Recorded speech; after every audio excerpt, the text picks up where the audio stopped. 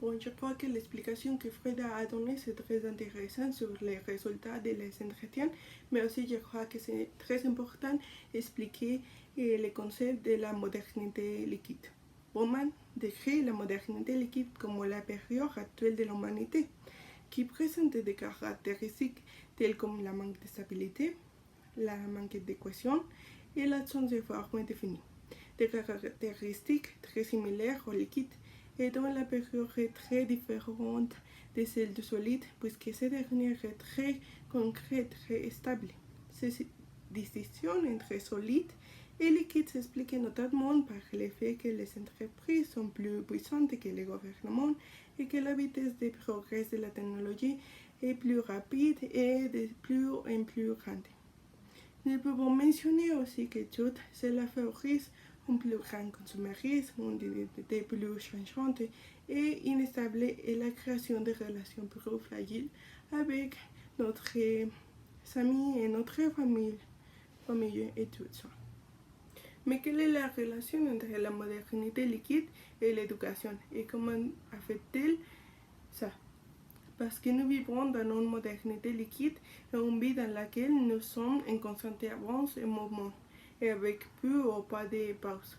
L'incertitude grandit également dans différents domaines de notre vie, l'un d'entre eux est l'éducation.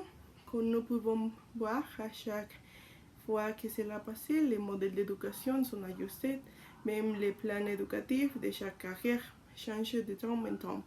Des choses sont enlevées et des autres sont ajoutées en fonction des progrès générés et de leurs résultats. Cela se produit également à court terme. Les enseignants font des ajustements dans leurs plans futurs et les techniques pour donner en classe sont également en constante évolution en raison de la situation qui les implique. Par exemple, dans le cas de la pandémie que nous connaissons très bien aujourd'hui, on a beaucoup de technologies que nous pouvons utiliser et des outils sur Internet en ligne. Et je crois que l'Internet et les technologies, c'est très important pour un moment comme ça parce qu'ils sont des grandes sont pour aider notre vie quotidienne pour apprendre et pour enseigner quelque chose. Et maintenant, c'est le temps d'expliquer à ma camarade Suleima. Et c'est tout pour ma part. Merci et merci beaucoup pour votre temps et c'est tout.